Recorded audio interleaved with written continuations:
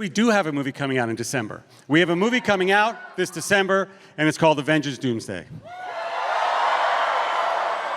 And when we were here a couple of years ago, I introduced you to two people who you knew very well, who are the only two people in the world with the energy and the creativity to pull this off, and is our directors, Anthony and Joe Russo. Are you ready for the Doomsday Show? We can see all these happy faces up front. We can't see them back there. But we want everybody in this room to have the same awesome experience today. So what if we reconjure the back row of Hall H as the front row?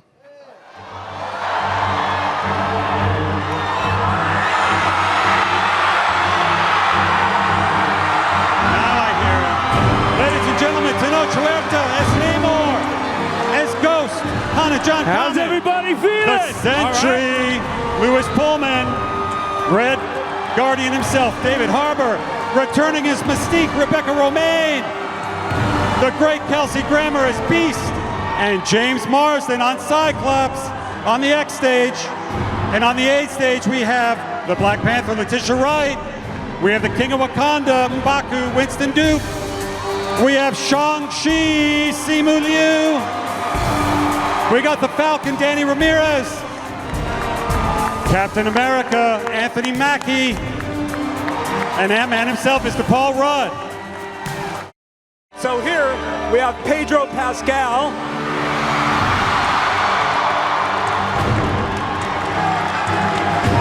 Haley Atwell.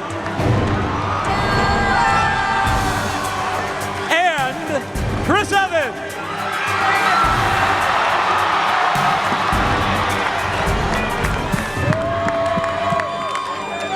I think someone very, very important is missing from this lineup. Who?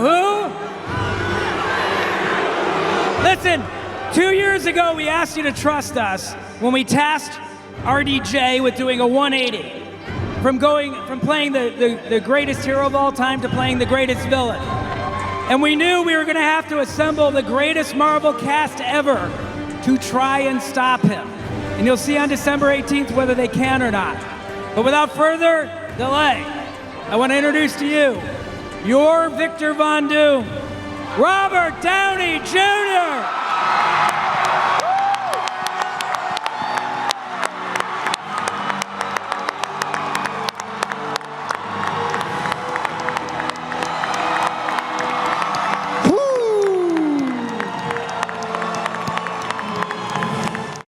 Decisions will have to be made. You're this time either on the side of the good guys, or perhaps you may consider the alternative of perhaps joining the family of Doom. I believe you have all been equipped with what it might take to come over to the green side. And if you like, I invite you to don your masks and hoods. Oh, no, guys, okay, this is getting a bit too real. We're gonna need some help. Guys, can you come join us? Come to the main on stage. down. Please, Coming please down. help, come.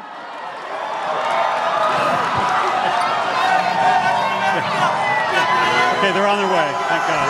Yes, they're gonna come. Help, come on.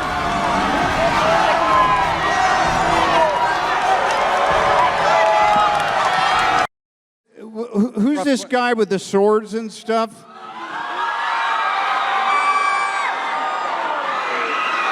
Do you? What's on your mind, buddy? Long-time listener, first-time caller. Huge fan. Look at that cast. When do you start filming? Doomsday? Doomsday? It's Doomsday. When does Yeah, that start but shooting? shot- It's in the can, bro. Look around you. Did you bump your head? I see. So there's no additional photography, no overages, hot costs, maybe last-minute additions. We keep making the movie until they pry it out of our hands, so. No further questions. Ladies and gentlemen, Ryan Reynolds.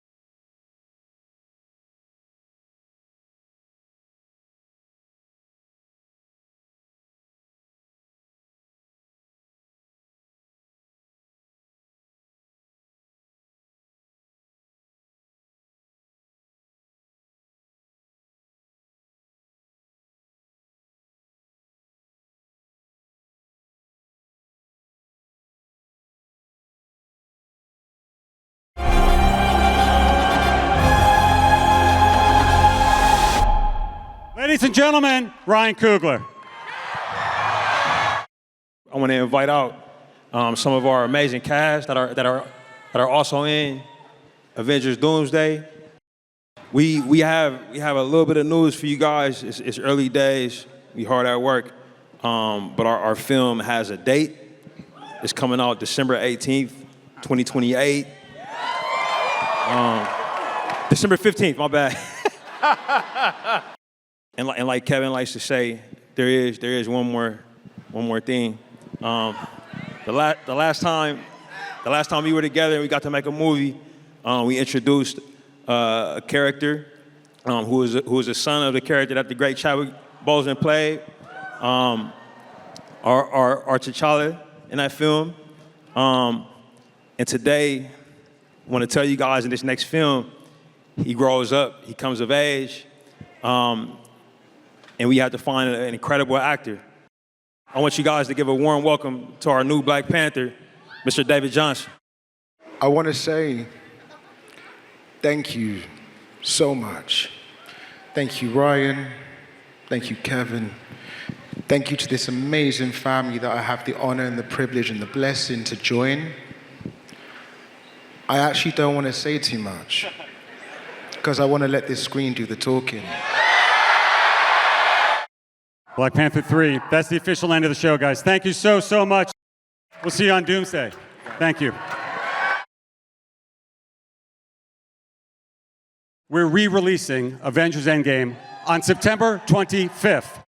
We're calling it Encore because that's all it is. It's an encore for people to come back and get a chance in the lead up to our next Avengers movie this December and experience it again.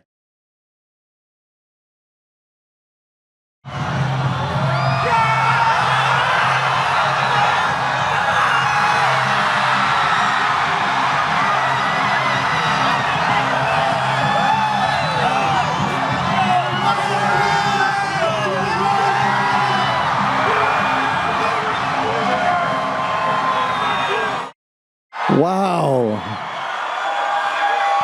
Is this really happening? As you know, this is a character I've wanted to play for a very long time. So, Kevin, Hall H, thank you. Thank you. But if we're really going to do this, I mean, there's only one director who can do it. Sean Levy.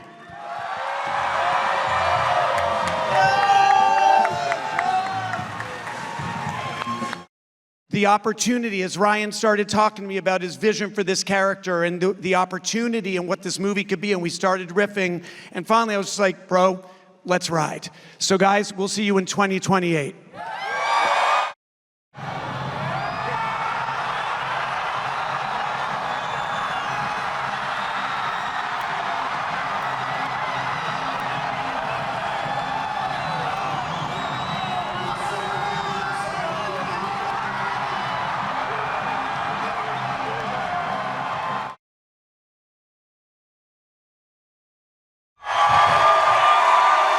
Hello, Hall H. Hey, everybody. Wow. Wow. It's good to be back here.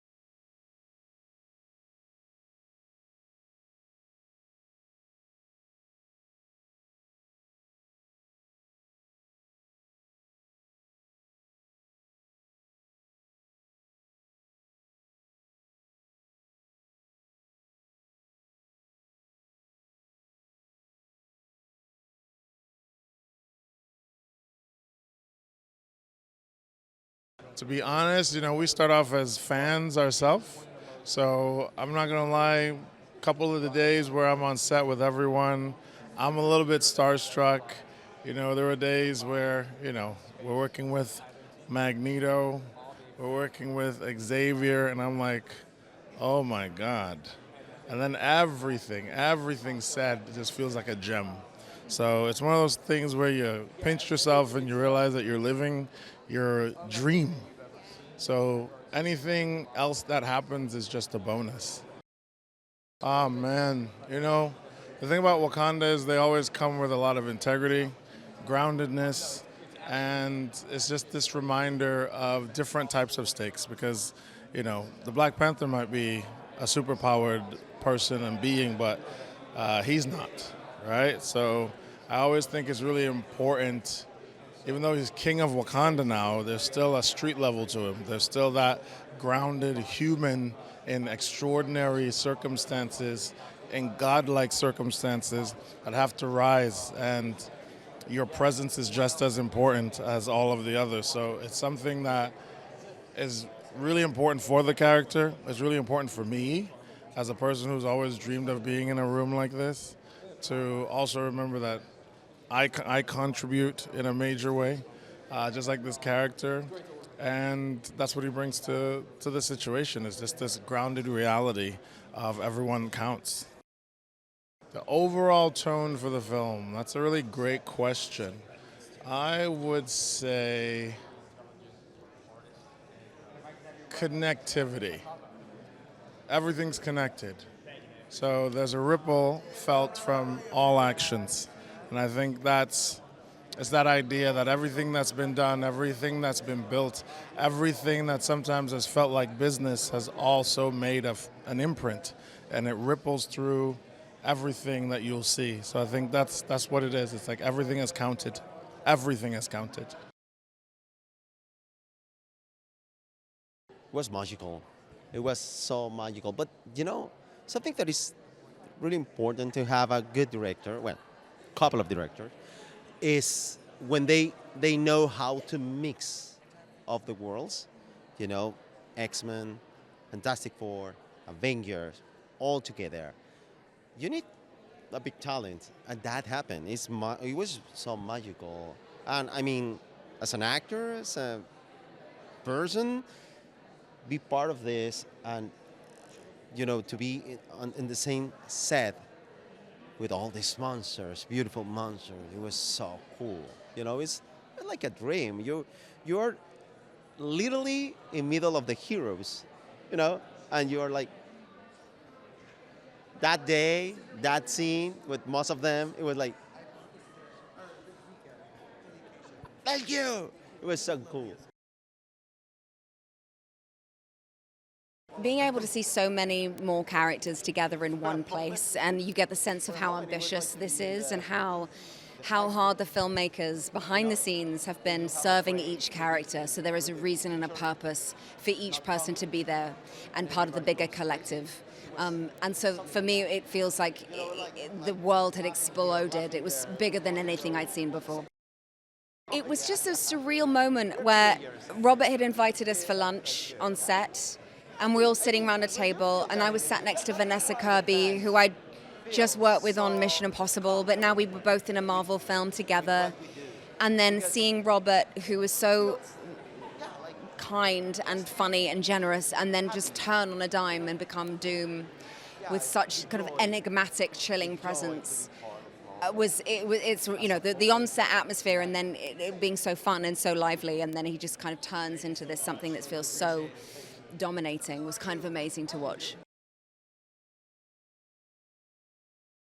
Stakes are always high, but you know, in this movie, I think you know, everything is at stake, and everyone. And Doom is so formidable. He's so intelligent. He's so powerful. He combines so many different aspects of his personality that makes him formidable. That I think they're gonna have a very, very difficult time stopping him. It's 25 years in the making, this crossover. You know, I think, you know, I was a young man when those X-Men movies came out, and I grew up with them. So it's amazing to see that cast on set. I mean, I was filled with such joy. You know, I was a fan before I made these movies, and I got to be a fan again, sitting there on set with this incredible cast. I mean, this is really, by far and away, Marvel's most ambitious movie. I mean, I think that it's all about that community experience. It's all about the electricity you feel in a theater. I mean, that's our job, is to deliver a movie that people around the world can gather together and watch together and cheer for their favorite characters and laugh and cry together and have that have a profound, hopefully a profound emotional experience in a theater. So this is, you know, these movies, we've been so blessed and fortunate to make them, because it really does give us an opportunity to create these bonding moments between audiences. And I think it's, you know, this is, Doom dictates a certain tone, a type of character that he is. And, you know, he's a character marked by tragedy. And there's a lot of Durman-Strong and anger inside of him. And so I think the tone is aggressive. Nah, Sam Wilson, you know, the great thing about the character is he's able to work with the community. He's able to work with a group of superheroes and not let ego be the focus of solving the problem. He's the great equalizer with everyone in the problem that they face. So it's always a blessing to be able to present him in a way that is in support of everyone who's in the universe that he's saving. It was unbelievable to feel first that energy, because everyone has their favorite. And so when you collect a mass group of people like that and you allow everyone to see their favorite, because essentially everyone was there, that energy felt different than any other time I've been in Hall H. And so to feel that, we're just talking about like the dopamine hit that was, of all that joy at once. And so, yeah, no, that was nuts. Well, I think Joaquin, specifically in relation to Captain America, Sam Wilson, there is this stepping up and to fill in his shoes of what Joaquin's idea was of what Sam Wilson defined as his Falcon. And so I think there's a growth that comes with that, but a yearning to be able to step up to the plate, have some responsibility, and sit at the big kid's table. And so there's a lot of that like it's around figuring out when we're ready for that. But specifically in this film, it takes everything and everyone to take on Doom. So, so I think there's it's a lot of that energy around like just bringing the Ultimate Team together, and I think trying to step up to it. Ooh, tone? I don't know if I could say that. I mean, it feels, because of what Marvel is, it's able to encapsulate the tones and genres of the characters that it brings in. It's a very unique film experience that I think, something like we all felt what that is in Endgame, that you bring a collective and everyone brings who they are and the tone of their films. And so it's an interesting mix, and so I think it covers a lot of them, but yeah. Goose pimpled. Literally, that was insane. That was amazing. The atmosphere, the crowds, the people, and seeing the new trailer, that was so cool. Everything was amazing. It was so cool. It was so cool. So, with every single Marvel experience I've had, every single day on set is like a pinch me moment. This one was like another pinch me moment where it's just amazing where, you've grown up with, all these superheroes in your life. And even when I used to I've grown up with some of these characters, and you just go and you're in the room with them, and it's like you get to be firsthand experiencing that beautiful, beautiful, beautiful chaos with all these other. It's like being in a dream. It's insane. It was, a pinch me moment. Incredible. Still can't believe it. Well, definitely, I think from Thunderbolts. The chaos that ensued with them trying to be a team from day one. Compared anything that they do, moving forward, I think is way better than what they were at the beginning. But she's more sure of herself. She's more confident. She's in a team. She's got her team. She's in the room. She's there. She's got it. Yeah, she's got it. Yeah. I want them to get that feeling that I just literally got from watching the trailer, and that is just goosebumps, and it's this unpredictability, this beautiful chaos, this incredible feeling of, okay, this is bigger than the last big one. That's what you want. They're big. Yeah, big. Yeah. Dr. Doom, for people that read comics, is the proto-villain for all supervillains. Was Darth Vader inspired by Dr. Doom? Maybe. And he's just a great character. It's not just the great iconic look and the iconic mask, which 6,000 people in Hall H were wearing today, but it is who he is inside. It's who Victor is. And his flaws and his hubris and his genius and his warmth and his true belief that he is the hero and he will save us all. That's what is fascinating about him, and that's what I'm excited about having Robert Downey play him and bring him into Doomsday. It was amazing. There was a sizzle reel that played at the beginning of our Hall H presentation, and those are meant to get people pumped, and we watch numerous versions, and the amazing marketing team puts them together, and I know it's right when I get pumped. And early on, when they were cutting it together, you cut to the original X-Men films, and it is just, we've never had that before. There's never been an MCU sizzle reel or presentation that includes footage from those original movies, because we weren't able to do that, and we've done a little bit here and there, and certainly Deadpool and Wolverine was the beginning of that. But seeing these classic X-Men characters like Patrick Stewart as Xavier and Ian McKellen as Magneto, going back to the beginning of my Marvel career, Jimmy Marsden is so awesome. When we called, do you want to do it? And he said yes. So that really got me excited. And the storyline, as comic fans know, of Doomsday and leading to our next film, Secret Wars, is literally about universes colliding. So we have these people who have previously been in their own cinematic universes who now collide together into ours and into one, and it is maybe the most ambitious and exciting film that we've ever done.